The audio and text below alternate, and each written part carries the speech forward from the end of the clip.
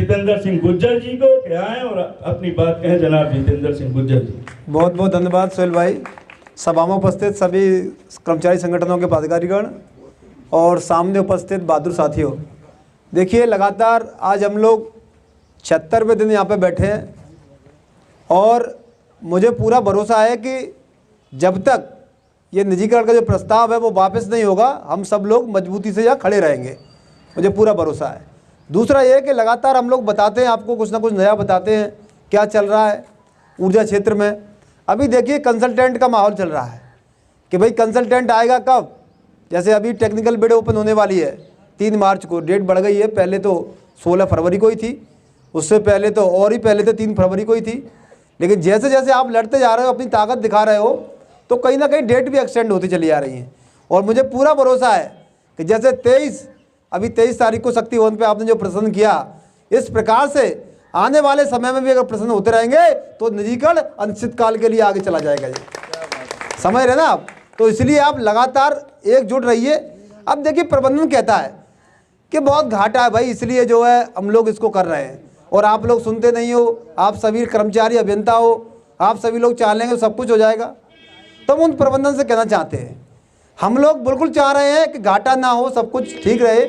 उपभोक्ताओं को 24 घंटे, आप तो 18 घंटे दे पा रहे हो गर्मी में, हम आपको भरोसा दिलाना चाहते हैं कि अगर ये प्रबंधन जो अभी बैठा है, यार पूर्वांचल का लाइन लॉस जो AT&C लॉस 36% है, जो प्रबंधन अभी बता रहा है। 3 साल से वहाँ पे शंभू कुमार MD साहब बैठे हैं। आपने एक स्पष्टीकरण अगर मांगा हो तो आप हमें बता दीजिए, जबकि आपने हजारों अभियंता, सैकड़ों अभियंता, हजारों कर्मचारी, संविदा कर्मचारियों को हटाया, निलंबित किया, सब कुछ कर लिया। हम आपसे कह रहे हैं कि अगर एक स्कूल है, अगर सारे बच्चे अगर फेल हो रहे हैं तो कहीं ना कहीं हेड मास्टर की जिम्मेदारी है, आप उसको हटाइए, उसके बाद देखिए रिजल्ट कितना अच्छा आता है। लेकिन आप उनको नहीं हटा पाओगे। सत्यता जो है उसे स्वीकार करना चाहिए। आप कहते हैं कि घाटा है, घाटा किसकी वजह से है? आपने देखा है कि अभी नियामक आयोग में टैरिफ फाइल किया है, पावर कॉर्पोरेशन का नया टैरिफ आर्डर है जो 2024 और 25 के लिए। उसमें आपने देखा है कि कितनी महंगी बिजली खरीदी गई है, कौन कौन प्लांट से कहाँ से पावर कॉर्पोरेशन बिजली खरीद रहा है। ये सबसे बड़े घोटाले का दस्तावेज है। ये टैरिफ में सब कुछ लिखा है।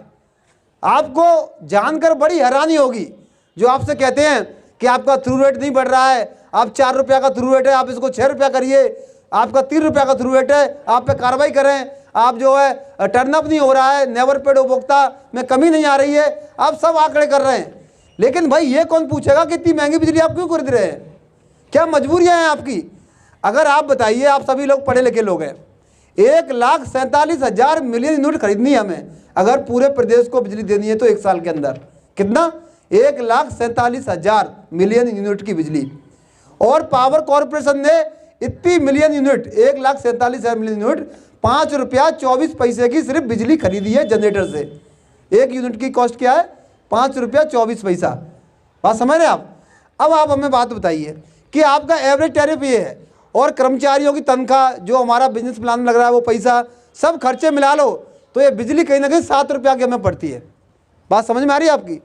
और अगर मैक्सिमम जो हम भुगतान करते हैं उसका 80% जो भुगतान होता है, जो हम राजस्व प्राप्त करते हैं, वो हमारा बिजली खरीद में ही चला जाता है। 85%, मतलब 15% में आपके सारे खर्चे हैं। जैसे आपके लाइनों के मेंटेनेंस में जो पैसा लग रहा है वो, आपके नए ट्रांसफार्मर जो भी आ रहे हैं वो, आपकी तनख्वाह, आपके जो भत्ते हैं वो सब मिला के 15% में, और 85% में सिर्फ बिजली खरीद है। आपको विश्वास नहीं होगा, एक जनरेटर का नाम मैं पढ़ रहा हूँ यहाँ पे, KSK महानदी, एक पावर प्लांट है, ये प्राइवेट पावर प्लांट है, छत्तीसगढ़ में लगा हुआ है। क्या नाम है उसका? KSK महानदी। आपको यकीन है कितने रुपया की बिजली हम खरीद रहे हैं इससे? कोई बता सकता है कितने रुपया की बिजली हम खरीद रहे हैं इससे? 1 रुपया, 2 रुपया, 3 रुपया, 4 रुपया, 5 रुपया, 6 रुपया, 7 रुपया, 8 रुपया पर यूनिट, 9 रुपया पर यूनिट, 10 रुपया, 11 रुपया, कितने रुपया खरीद रहे हैं हम इससे? ये एक ऐसा प्लांट है जो KSK महानदी का है, इससे हम लोग 11 रुपया 58 पैसा पर यूनिट की बिजली खरीद रहे हैं। भाई क्यों खरीद रहे हैं? 2-2, 3-3 रुपया में सोलर की मारी मारी घूम रही है बिजली, और आप 12 रुपया में, लगभग 11.5 में खरीद रहे हैं इससे। कौन है ये प्लांट का मालिक? क्या है रिश्ता इसका आपके साथ? इसको क्यों नहीं कैंसिल करते आप? जब आपको पता है कि हमारी पावर परचेज कॉस्ट है, जो हम बिजली खरीद रहे हैं वो महंगी हो रही है, 5 रुपया इतनी महंगी हो गई है एवरेज कॉस्ट, तो आप इतनी महंगी क्यों खरीद रहे हैं इस प्लांट से? इस प्लांट का अभी तक रिव्यू क्यों नहीं हुआ कि इसका हम जो लाइसेंस है, इससे जो हमने एग्रीमेंट कर रखा है वो क्यों निरस्त नहीं कर रहे आप? 11 रुपया 11.5 कोई मतलब है? और दूसरी एक मजेदारी वाली बात पता क्या है, ये अगर प्लांट एक यूनिट भी बिजली अगर आपको नहीं दे, प्लांट ने कह दिया कि आपका भैया आपका हमारा समझौता हो गया है, अगर एक यूनिट भी बिजली नहीं दे पूरी साल, तो भी आप इसको कितना 8 रुपया 7 रुपया 94 पैसा पर यूनिट का भुगतान करोगे ही करोगे। कितना? 8 रुपया। मजाक चल रहा भाई प्रदेश में, फिक्स चार्ज है 8 रुपया का इसका, और फिर कह रहे हो कि भैया घाटे में हम जा रहे हैं। तो ये घाटे का तो करार आप कर चुके हो पहले से ही। और मैं आपको इस सभा के माध्यम से ऊर्जा प्रबंधन कहना चाह रहा हूं, मैं हवाई बात नहीं करता। आप सिर्फ अभी क्या चल रहा है, फरवरी अप्रैल 2026 से अप्रैल 2025 से 31 मार्च 2026 तक आप इंजीनियर के प्रबंधन में दीजिए इस कमान को, आप शक्ति भवन छोड़ दीजिए, हम सभी निगमों को प्रॉफिट में लेके आएंगे, हम सभी का नुकसान खत्म कर देंगे। इच्छा शक्ति होनी चाहिए, जो शक्ति भवन में बैठ के आपके अंदर नहीं है। बड़े दुख के साथ मुझे कहना पड़ रहा है, जो ऊपर के लोग कहते हैं वो आप कर रहे हो। आप ये नहीं कह सकते नहीं सर ये दिक्कत है मैं इसको ठीक कर दूंगा, नहीं, बेचना है बेच दो भाई, आप उसी में लग गए बेचने में। पूर्वांचल में अगर रेवेन्यू नहीं आ रहा, अगर कोई दिक्कत है तो उसको ठीक करना चाहिए। वहां पे लगातार प्रबंध निदेशक की शिकायतें आ रही हैं, लगातार घोटाले हुए हैं पूर्वांचल में, आपने देखा हो करोड़ों रुपया लोगों ने अपने अपने खाते में ट्रांसफर कर लिए, एमडी साहब पे कोई कार्रवाई नहीं हुई। अगर इस प्रकार का अगर प्रबंधन होगा तो घाटे में रहोगे निश्चित रूप से। तो हम आज भी कह रहे हैं कि इस प्रकार के जो महंगी बिजली के करार आपने किए हैं उनको तत्काल निरस्त किया जाए, और जो 5.25 जो दिख रहा है 5 रुपया 24 पैसा, मैं दावे से कह सकता हूं 1 रुपया घट जाएगा एवरेज, 4 रुपया की बिजली हम आप लोगों को खरीद के देंगे अगर ये प्रबंधन चाहे तो साथियों। लेकिन ये नहीं चाहेंगे, ये महंगी बिजली खरीदेंगे। ऐसे कई प्लांट हैं, ये तो मैंने एक पकड़ा है, कई ऐसे हैं जिनसे हम लगातार 6 रुपया 7 रुपया 8 रुपया, हमने स्पष्ट कहा है। जैसे कि हम लोग समीक्षा करते हैं ना कि हमारा थ्रू रेट 4 रुपया है, तो हम क्या करते हैं जब समीक्षा करते हैं तो 4 रुपया से नीचे जिनका थ्रू रेट होता है, जिन डिवीजनों का, हम उनको टारगेट करते हैं, उनसे कहते हैं भाई क्यों नहीं आ रहा थ्रू रेट तुम्हारा, क्यों नहीं बढ़ रहा, समीक्षा करते हैं ना।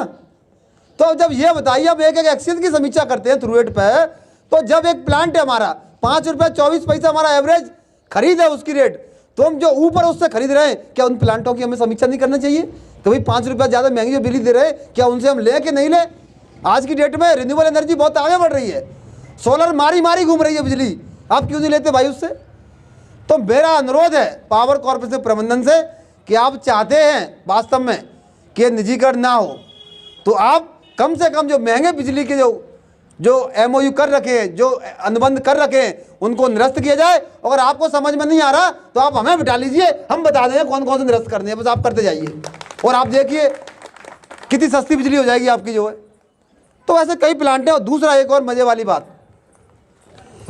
ये कुछ प्लांट हैं जिनका नाम है, जैसे कि ये एनटीपीसी का थर्मल प्लांट है, जैसे औरैया का है, दादरी का है, जनूर का है, कबास का है, टांडा का है। ये कुछ प्लांट ऐसे हैं जिनको हमने 24-25 में एक भी यूनिट बिजली नहीं लेनी है इससे, लेकिन आपको बता रहा हूँ जिनसे एक भी यूनिट बिजली मतलब डैश है टैरिफ में, कोई बिजली नहीं लेनी है, लेकिन 2000 से अधिक करोड़ का भुगतान हम इनको करेंगे। क्यों करेंगे भाई? इसमें भुगतान लिखा है कि 2000 से सबका का जोड़ लें तो 2000 से अधिक करोड़ का भुगतान हो रहा है, बिजली एक यूनिट नहीं आ रही। तो भैया ये जो करार है निरस्त ही कर दो ना, फिर 2000 करोड़ तो बच ही जाएगा कम से कम। तो इस प्रकार का अगर हम पूरा इसका एनालिसिस कर लें तो ये मान लीजिए जो महंगी बिजली हम खरीद रहे हैं घट के 1-1.5 रुपया घट जाएगी पर यूनिट की बिजली जो है। और आज हमारा थ्रू रेट अगर 4 रुपया भी होगा तो अभी हम 4 रुपया में भी हम प्रॉफिट में लाके दिखाएंगे, जो अभी 6 रुपया आने के बाद भी प्रॉफिट में नहीं हो पा रहा है। अब बात समझ रहे हैं? उड़ीसा के लिए कहते हैं कि उड़ीसा की कंपनी प्रॉफिट में है जो टाटा की है।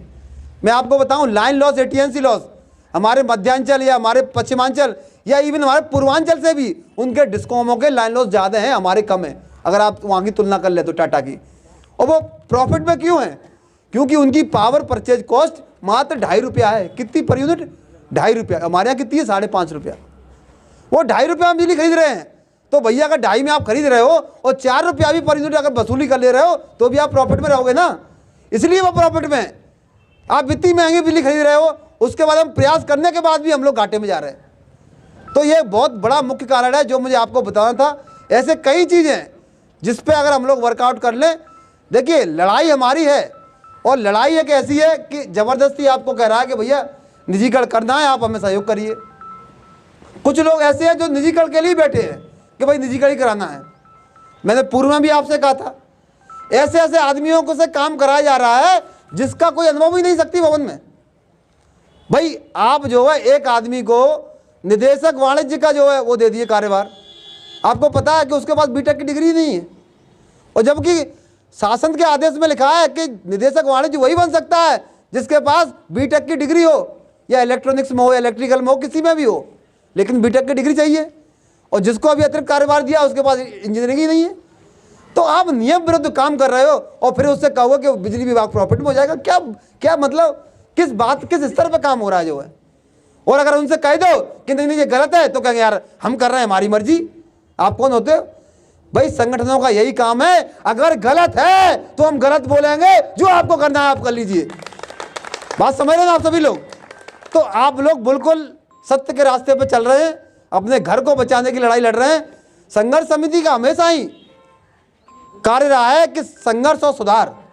हम लोग देखिए अभी क्या कर रहे हैं, संघर्ष भी लगातार कर रहे हैं 75 दिन से, और हम सुधार की भी बात कर रहे हैं कि 5 बजे के बाद करते हैं या लंच टाइम में करते हैं। हम लोग काम भी पूरा कर रहे हैं और अपना संघर्ष भी कर रहे हैं। मैं आपको बता रहा हूं कि यही संघर्ष, ये अभी आंदोलन कोई चालू नहीं हुआ है, अभी सिर्फ ढांकागढ़ कार्यक्रम है हमारे। और अगर यही आप करते रहे, लगातार करते रहे, तो मैं बता रहा हूं आंदोलन की जरूरत नहीं होगी, निजीकरण वापस लेने को सरकार पीछे हटेगी। साथियों, मैं आपको बताना चाह रहा हूं, प्रबंधन कहता है कि आप अच्छे काम करिए से सरकार आपकी तरफ देखे। भाई हम अच्छे काम ऑलरेडी कर रहे हैं, जनता के बीच में हम लोग जा रहे हैं, जनता की समस्याओं को देख रहे हैं, उनको संतुष्टि हो, निर्बाध बिजली मिले, बेहतर राजस्व वसूली हो, उसके लिए हम काम कर रहे हैं। लेकिन हमारी बात सरकार तक पहुंच नहीं रही है। क्यों नहीं पहुंच रही है? क्योंकि बैरियर आप हो।